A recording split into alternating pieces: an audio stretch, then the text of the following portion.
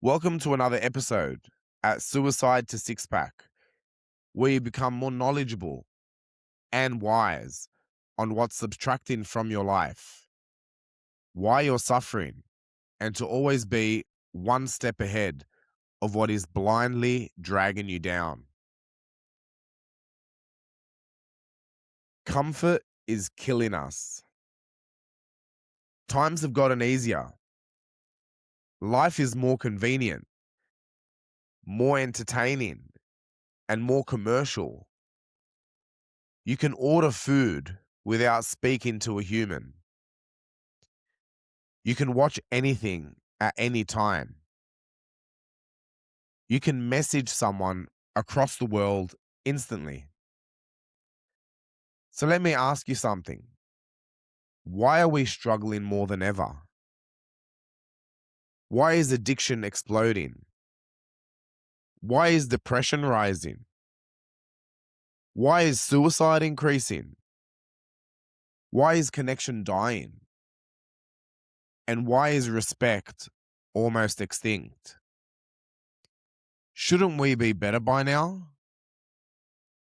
Here's the uncomfortable truth. Comfort didn't save us. It softened us. Back in the old days, you needed your people. If you had no honor, no loyalty, no reputation, you didn't eat. You didn't trade. You didn't survive. Community wasn't optional. Respect wasn't a social media caption. It was currency. If you didn't treat people right, the village closed in on you. Now, you don't need your neighbor. You don't need your community. You barely need your family. You need Wi-Fi and validation. And when people no longer need each other, respect declines. Let's go deeper. We used to chase food. Now, food chases us. We used to work for pleasure. Now, pleasure is one click away. Dopamine has been weaponized. Ultra-processed food, pornography, gambling apps, scrolling, endless streaming. These aren't accidents. They're engineered. Engineered to hijack your dopamine. And when pleasure becomes effortless, discipline becomes painful. Real life feels boring. Relationships feel underwhelming.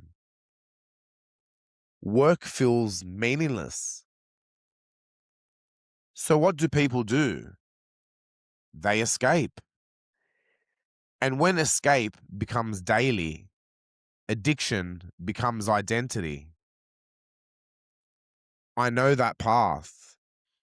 I lived that path. That path almost killed me. Comparison is global now. You used to compare yourself to your village. Now, you compare yourself to billionaires, influencers, perfectly filtered couples, six-packs in perfect lighting. You are no longer competing with 50 people. You are comparing yourself to the highlight reel of the entire planet. And your brain was not designed for that. Comparison breeds insecurity, envy, quiet resentment, criticism, and hate. And then we wonder why nobody feels good enough. We replaced meaning with stimulation. Here's something most people won't say. Hardship gives life structure. Struggle builds identity. Responsibility creates purpose. Back then, you worked to survive. You protected your family. You built something physical. Now, many people consume more than they create, scroll more than they speak, and they escape more than they confront. Convenience removed friction, but friction builds strength. Without resistance, there is no growth. Without responsibility, you feel unnecessary. And feeling unnecessary is dangerous. Because when a man or woman feels they don't matter, dark thoughts grow louder. I've been in that darkness. When you feel like you don't belong in this world. When you question your existence. When you think disappearing might be easier. But here's what I learned. The problem wasn't that life was too hard. The problem was I had no purpose strong enough to carry the pain. Hyper-individualism is breaking us. We're told to cut everyone off, protect your peace, you don't need anyone. Boundaries are healthy. Isolation is not. We've confused independence with strength. Real strength is interdependence. Knowing you can stand alone, but choosing to stand together. With the right people. We were built for connection, but are more disconnected from each other than ever before. When you don't need anyone, you stop valuing anyone. And respect disappears. Why is suicide rising? We have more comfort than any generation before us. But we have less resilience training, less physical hardship, less real community, less silence, more noise, more comparison, and more temptation. Our nervous systems are overloaded. Constant stimulation, constant information, and constant pressure, but very little grounding. And when the mind never rests, it starts attacking itself. Negative loops grow. Identity fragments.